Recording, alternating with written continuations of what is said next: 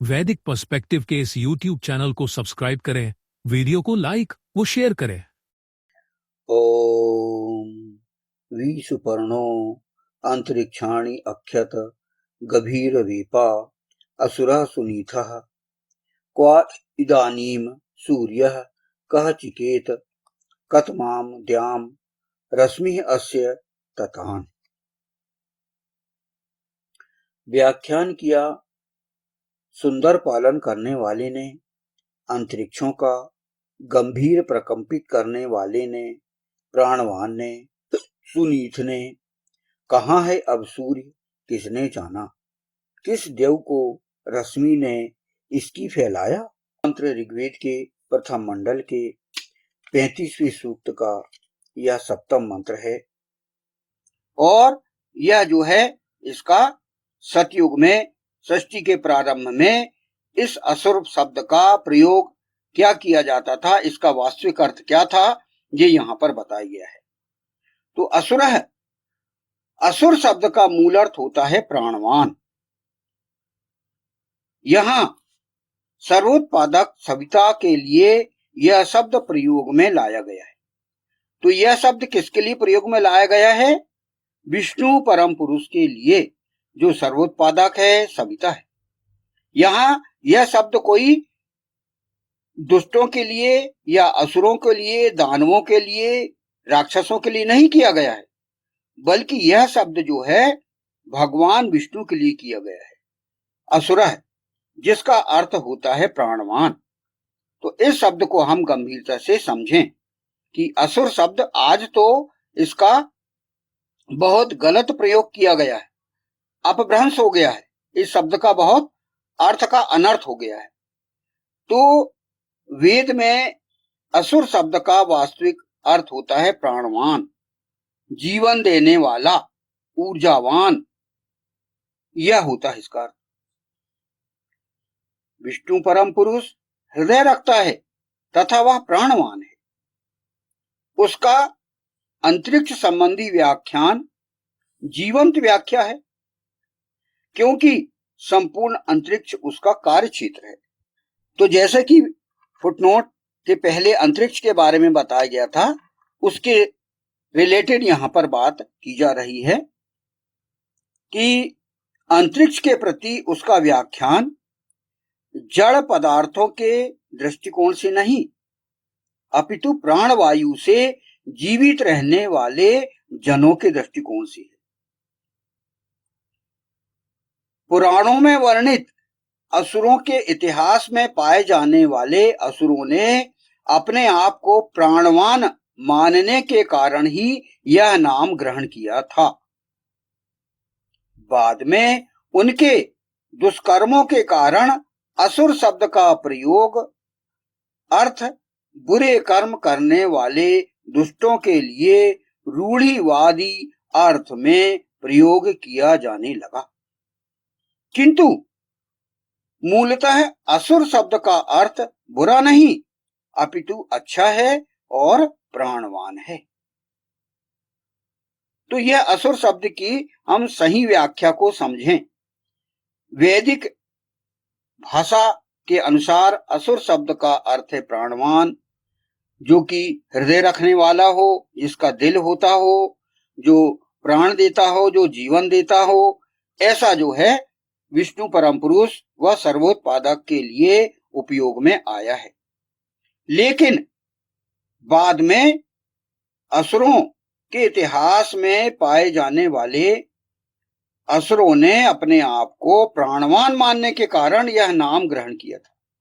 तो असुरों ने अपने आप को प्राणवान मान लिया। एक अलग से एक सांप्रदायिक मत बन गया, अलग से एक संप्रदाय बन गया असुरों का, और उन्होंने अपने आप को प्राणवान, हृदयवान समझने लगे, और वह जो है उसका जो अर्थ है फिर बुरा अर्थों के रूप में लेने लगा।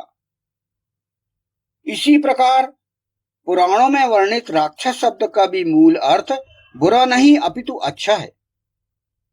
रक्षा करने वाले को राक्षस कहा जाता है।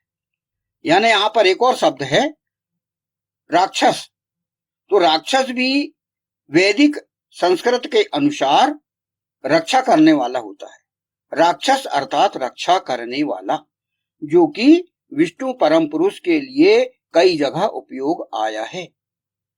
इसको हम समझने का प्रयास करें कि प्रारंभ में जब सृष्टि का निर्माण हुआ, जब वेद अवतरण हुआ, प्रारंभ में ऋग्वेद, यजुर्वेद, सामवेद, अथर्ववेद, ये चारों वेदों का जब अवतरण हुआ ईश्वर, ईशान ब्रह्म परमात्मा अर्थात ईश्वर के द्वारा, तो उस समय इसका सही अर्थ लिया जाता था।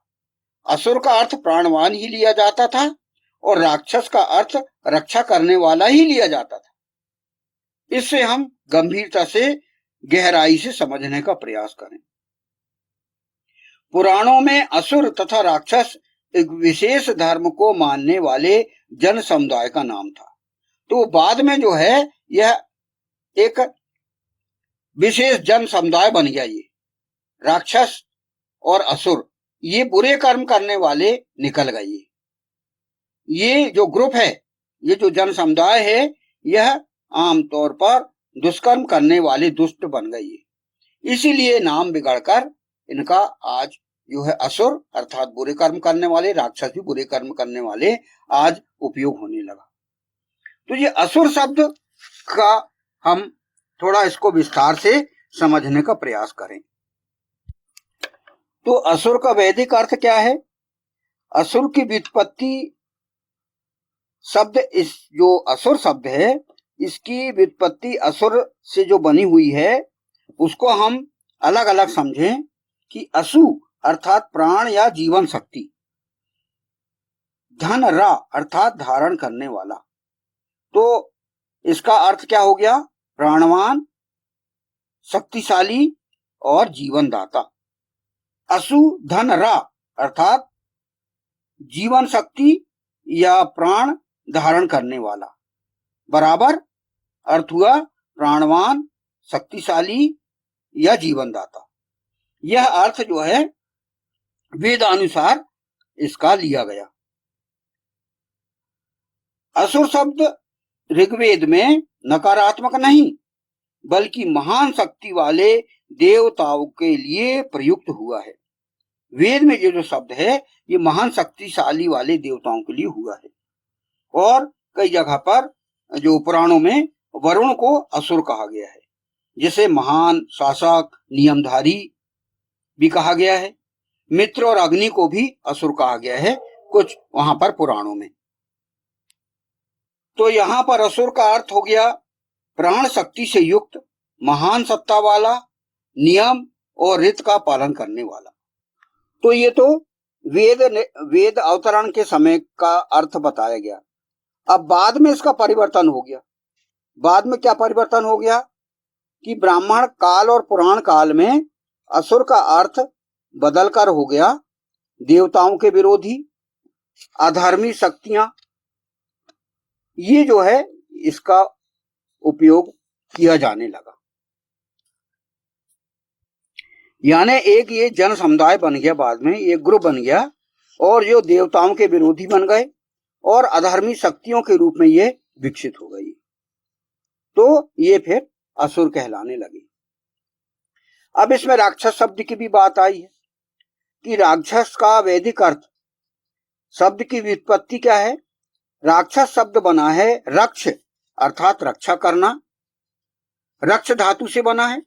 राक्षस अर्थात रक्षक, जो रक्षा करता है। राक्षस का अर्थ रक्षक, संरक्षक होता है। लेकिन धीरे धीरे इसका प्रयोग बदल गया